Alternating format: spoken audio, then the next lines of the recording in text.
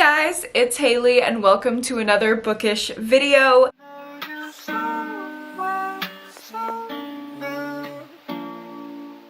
Today I'm going to be getting into my summer thriller recommendations for this year. I can't believe we're already getting into summer. It feels like 2024 is going by at the speed of light, but I am ready to get into summer reading and I hope you guys are too, because in this video I'm going to be going over 12 mostly thrillers or like thriller adjacent books that are perfect to read at the beach or pool, just like bringing the good juicy hot summer atmosphere. That is what I want. And if you get through this video and you want even more recommendations, I have 4 additional books recommended up on my Patreon. I do this for all of my sit down videos where I will have a bunch of bonus content going up on my Patreon for the extended cut recommendations. Oftentimes these are more like niche recommendations that I feel like maybe wouldn't get a great reaction or wouldn't be for absolutely everyone on YouTube, but for people who have really similar taste to me or like really similar like niche tropes to me. So you can always find those extended cut videos over on my Patreon. They are available for all tiers right now. But as for the books in this video, let's go ahead and get into the recommendations. I want to start out with a cover that, I mean, it just says it all. Look at this. Is this not the perfect summer book? Just on sight, I had suspicion that this would be a great summer thriller, and it was, but there's so much more to it than just this southern East Texas small town summer atmosphere. In this book, we are following our main character who's returning to her little Texas town for a vow renewal, and there's a lot of drama that went on in her high school friend group. She was the only one to move away. Everyone else stayed in her small hometown. So she's getting sucked back into the drama there. She's also diving into the suspicions she has around her mother's death because her grandmother gives her the memoir that her mother wrote before she was murdered, question mark. We don't really know if it was a suicide or a murder. So we're trying to find out exactly what happened to her mother, and everyone at this vow renewal is a suspect. I absolutely loved the discussions in here around generational trauma and the way that it talks about being raised in the South and how it affects you, especially how it affects women. This book was so much more than I expected it to be, and it's not your typical thriller in the way that it's like very fast and plot driven. It's definitely a little bit slower and more intentional with character development, but I really liked that because it gave us so much to work with, talking about generational trauma, mental health, etc., and all the reveals totally shocked me. I love this one. Next up, we have All the Sinners Bleed by S.A. Cosby. As you can see, this like hot sun on the cover is giving you all the summer heat. And I feel like all of S.A. Cosby's books kind of have that atmosphere. They all take place in the South. For the most part, they take place over the summer, so you really feel the heat. It's like a metaphor throughout the book of the pressure building and the heat building. It literally does in the environment as the story is getting more and more tense and pressured. S.A. Cosby to me is the master of suspense building, so if you like a fast-paced, bingeable thriller that reads like an action movie, all of his backlist is definitely for you. If you're looking for specifically a summer read, I highly recommend All the Sinners Bleed.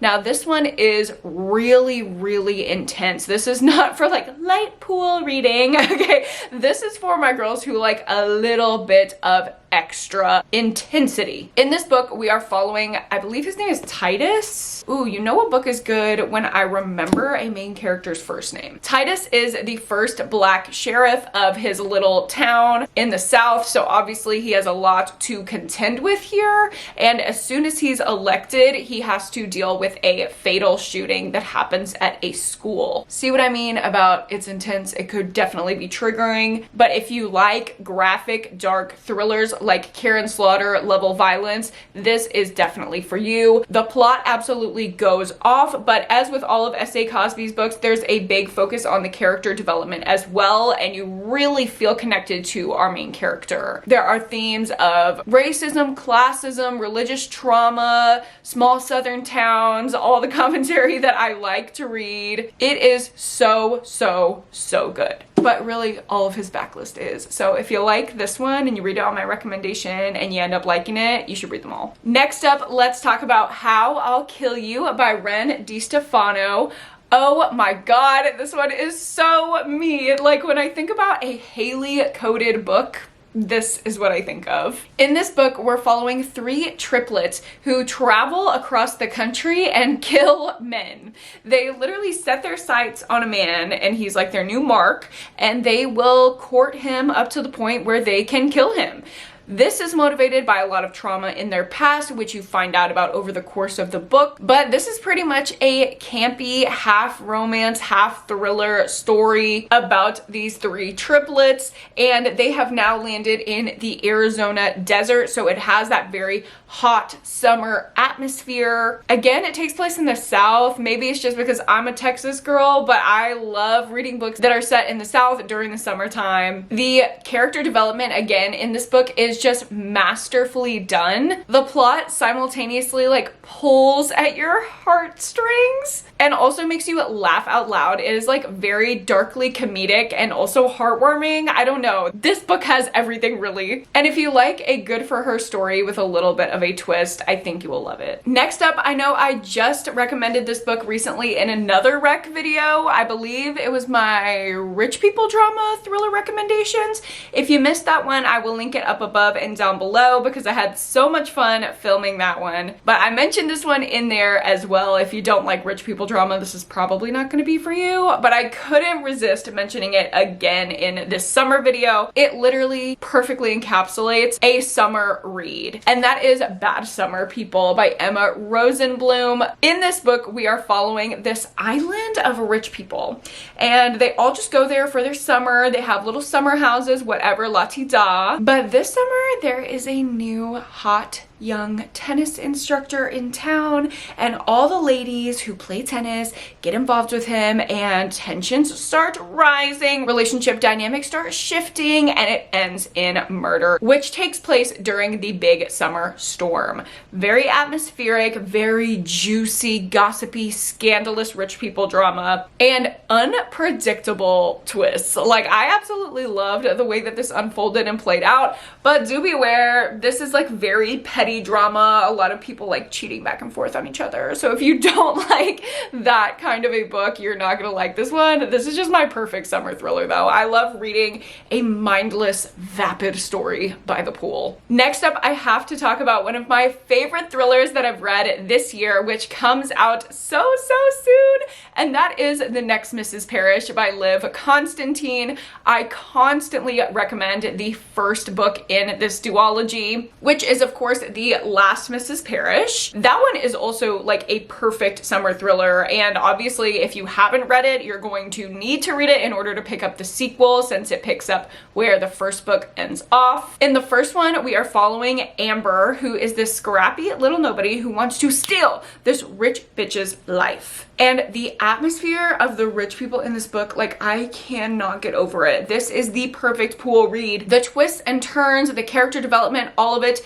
This is the OG bitch I'm gonna snatch your life thriller, and I will never stop recommending it, especially because it got fucking ripped off by an author who I will not name, and I'm so pissed about it. But this is the original. This one is so good, and if you haven't picked up the sequel, you have to. It is so good. We're following the same juicy, scandalous perspectives, plus one that turns everything on its head. I read it at the speed of light. The character development was so good. It had this like fluency and drive to the plot. I just can't get enough of Liv Constantine, really. Next up, we have a book that is quite literally falling apart because I read it on the beach and it was so hot. It was melting the binding of this book and my pages were fucking flying across the beach, but I did end up getting through it before it all fell apart. So no worries there. You've heard of So Hot You're Hurting My Feelings. Have you heard of So Hot You're Tearing My Book to Shreds? This is The American Boyfriend by Ivy Niao. And in this book, we're following a woman from the UK. She's a single mom and she's been long distance dating this man online who lives in the US. Finally, the time comes when he wants to take her on this lavish vacation, and she's wondering maybe if they're gonna take their relationship to the next level. And so she flies out to Florida to meet him at this beach house and have this luxurious stay. But the first night that she's there, her and her little tiny baby toddler are mugged. And then her man starts acting really sketchy and we start to honestly doubt his existence. This book moved a little bit slow through the middle chapters, but it's only 200 pages, so overall it was still a pretty quick read, and the summer atmosphere was unmatched. It takes place in the Florida Keys and all of the descriptions were amazing, and the plot was very easy to understand, super easy to read. So it was great to just read on the beach, pick it up, put it down, that kind of a thing. The way that everything unfolded had me a little shook, I'm not gonna lie. When it slowed down in the middle, I was like, oh, I hope this end is not overwhelming, but it did not disappoint. I really liked it, especially for the summer, and I really haven't heard anyone talk about this book. Next up, let's talk about You Can Trust Me by Wendy Hurd. This one is so good. If you are a good for her thriller type of girl, you have to pick up You Can Trust Me. We're following two women who kind of have this like codependent, enmeshed, maybe homoerotic, or maybe it's just in my head, friendship, and they go throughout the country just like scamming men. They go from rich man to rich man to rich man, and they just scam, scam, scam everywhere. But things turn a little bit scary when one of them goes out to scam this guy and doesn't come home the next day. So the other one has to go out searching for her, and we follow both of their perspectives as horror unfolds. This book is absolutely explosive at the end. The twists are crazy. It gets so fast-paced and so exciting. And of course, we're following like these scrappy little girls busting in on these like rich tech bros. So they have these like vast estates and they're out on the water on speedboats and bikinis. Like, it's very summer coded. I actually think I might reread this one this summer because the first time I read it indoors, half falling asleep for a 24-hour readathon on my Patreon. I only read it for that because I knew it would keep me awake, and it definitely did. It was super fast-paced and exciting, but I wish that I would have gotten to read it in the summer atmosphere that it calls for. Next, we have One of the Girls by Lucy Clark. This is a bachelorette party gone wrong story where by the end of the book, we know that one of these girls is going to end up dead. So throughout the book, we're trying to read into all of these little bridesmaids, the bride, the maid of honor, everyone, and figure out who is gonna kill someone and who is gonna end up dead. It sounds like a very just like straightforward, campy summer thriller. There's a lot of drama in it, but I gave this one 5 stars. It stood out to me when compared to every other thriller that sounds like this because of the beautiful descriptions. The bachelorette trip takes place in Greece, and I swear I felt transported there when I was reading. It felt like my Greek vacation. The descriptions of the food, of the water, of all the activities they're doing, that would have been enough to entertain me and feel the summer vibes throughout this whole book. But on top of it, we had all of this interlacing drama and maybe some, again, homoerotic friendship unfolding in this book that made it such an easy read. Again, this is one I never hear anyone talk about, so I hope some of y'all pick this up and end up loving it. Next up, I have Jackal by Erin E. Adams. This one is phenomenal. It is a little bit of a thriller where you have to suspend your disbelief though, so do know that if you go into this one. The majority of it takes place in the real world, but there are some speculative elements that I wasn't quite prepared for, and I think I would have enjoyed it a little bit more if I would have known about that and like kind of set my mind straight. I'm kicking myself that I didn't know that before I went in because this was so close to being a 5-star. I think I literally rated it 4.75 on Storygraph because I was like that close to loving it so much and having it be a favorite of all time. In this book, we're following our main character who is going back to her hometown for her friend's wedding. And the weird thing about her hometown is that every summer a little black girl goes missing, but no one seems to care. However, when it's her friend's daughter that goes missing at the wedding, our main character takes it upon herself to become part of the investigation. When I tell you this plot is crazy, it is so completely crazy, goes off the rails in a way I would never, ever in a million years predict. So there's that, but it's not just that. We have this amazing main character that she is so easy to follow, to get on board with, to root for. She just feels like a real person, like a person that I know. I absolutely loved her. And of course, it takes place over the summer, so you have that summery atmosphere. Love, love, love this one. Highly recommend it. Next up, I have something that's not quite a thriller. It's a little bit slower, a little bit quieter, a little bit more emotional,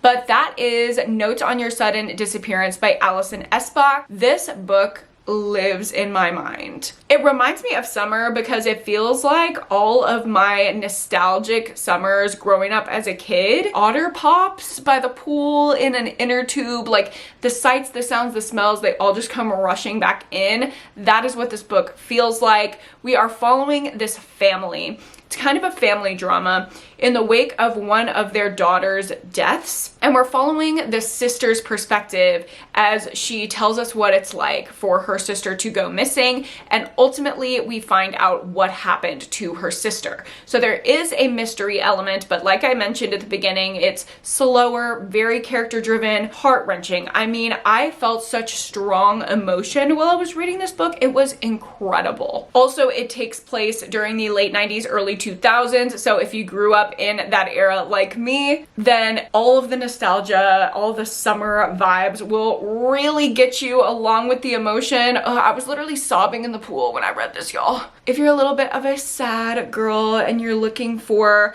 something that feels like listening to Chemtrails Under the Country Club over the summer rather than like Radio and Born to Die, I feel like this is the one for you. Getting into my last couple recommendations here, I have a YA horror book for you, but I swear this has relevance here, okay? Hear me out. I absolutely loved The Honeys by Ryan LaSala last summer. It was such a great summer read. Takes place at a summer camp, and I love that kind of a vibe, especially for a horror thriller book. It just reminds me of those classics like Friday the 13th and Sleepaway Camp. In this book, we're following a non-binary main character, which I love, and they are trying to figure out what happened again to their sister who has died. They suspect that her trio of mean girl-esque friends from summer camp had something to do with it or know about what happened to her. So they break into the summer camp full of homophobic people who bullied them their entire lives growing up, and they set out to solve this mystery.